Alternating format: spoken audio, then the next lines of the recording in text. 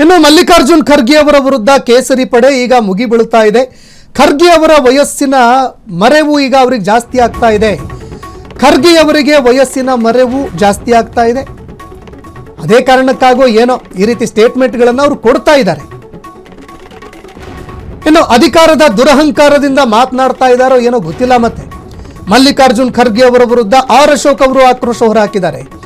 ಪ್ರಧಾನಿಗಳಲ್ಲಿ ಹೆಚ್ಚು ದಿನ ಆಡಳಿತ ಮಾಡಿರೋದು ಮೋದಿ ಅವರು. 3 ಬಾರಿ ಪ್ರಧಾನಿಯಾಗಿದ್ರೂ ಕೂಡ ದೇಶಭಕ್ತಿ ಬಗ್ಗೆ ಪ್ರಶ್ನೆ ಮಾಡಿದ್ದಾರೆ. ಈ ಹಿಂದೆ ಹಾವಿಗೆ ಹೋಲಿಕೆ ಮಾಡಿದ್ರು, ಚಾಯ್ವಾಲಾಗೆ ಹೋಲಿಕೆ ಮಾಡಿದ್ರು, ಅಧಿಕಾರ ಸಿಗಲ್ಲ ಅನ್ನೋ ಆತಂಕದಲ್ಲಿ ಈ ರೀತಿ ಹೇಳ್ತಾ ಇದ್ದಾರೆ. ಕಾಂಗ್ರೆಸ್ಗೆ ಮಾನ ಮರ್ಯಾದೆ ಇದ್ರೆ ಖರ್ಗೆ ಅವರನ್ನ ವಜಾ ಮಾಡಬೇಕು. ಮಲ್ಲಿಕಾರ್ಜುನ್ ಖರ್ಗೆ ಅವರು ಕೂಡಲೇ ಕ್ಷಮೆ ಕೇಳಬೇಕು. ಕಾಂಗ್ರೆಸ್ ಅಧ್ಯಕ್ಷ ಸ್ಥಾನಕ್ಕೆ ರಾಜೀನಾಮೆ ಕೊಡಬೇಕವರು. ಮಲ್ಲಿಕಾರ್ಜುನ್ ಖರ್ಗೆ ಅವರ ವಿರುದ್ಧ ನಾಳೆ ಬೃಹತ್ ಪ್ರತಿಭಟನೆ ಮಾಡ್ತಾ ಇದ್ದೀವಿ ಅಂತ ಬೆಂಗಳೂರಿನಲ್ಲಿ ವಿಪಕ್ಷ ನಾಯಕ ಆರ್ ಅಶೋಕ್ ಅವರು ಹೇಳಿಕೆ ಕೊಟ್ಟಿದ್ದಾರೆ. ಮಲ್ಲಿಕಾರ್ಜುನ ಖರ್ಗೆ ಅವರು ಅವ್ರಿಗೆ ವಯಸ್ಸಿನ ಮರು ಜಾಸ್ತಿ ಆಗಿದೆಯೋ ಅಥವಾ ಅಧಿಕಾರದ ಅಹಂಕಾರದಿಂದ ಈ ತರ ಹೇಳಿಕೆಗಳನ್ನ ಕೊಡ್ತಾ ಇದ್ದಾರೋ ಗೊತ್ತಿಲ್ಲ. ಈ ದೇಶದ ಪ್ರಧಾನಮಂತ್ರಿಗಳಲ್ಲಿ ಹೈಯೆಸ್ಟ್ ಟರ್ಮ್, ಹೈಯೆಸ್ಟ್ ದಿನಗಳನ್ನ, ಹೈಯೆಸ್ಟ್ ತಿಂಗಳುಗಳ ಪ್ರಧಾನಿಯಾಗಿ ದೇಶದ 140 ಕೋಟಿ ಜನ ಆಯ್ಕೆ ಮಾಡಿರ್ತಕ್ಕಂಥ, ಸತತವಾಗಿ 3 ಬಾರಿ ಪ್ರಧಾನಮಂತ್ರಿಗಳಾಗಿರ್ತಕ್ಕಂಥ ನರೇಂದ್ರ ಮೋದಿಯವರ ಬಗ್ಗೆ, ಅವರ ದೇಶ ಪ್ರೇಮದ ಬಗ್ಗೆನೇ ಪ್ರಶ್ನೆಯನ್ನ ಎತ್ತಿದ್ದಾರೆ.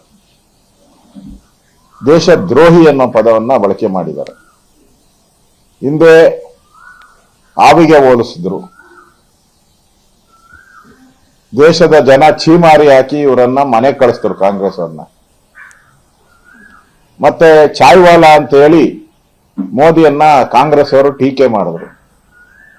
ಬೀದಿ ಬೀದಿಗಳಲ್ಲಿ ಚಾಯ್ವಾಲಾಗಳ ಪ್ರತಿಭಟನೆಗಳಾಯಿತು.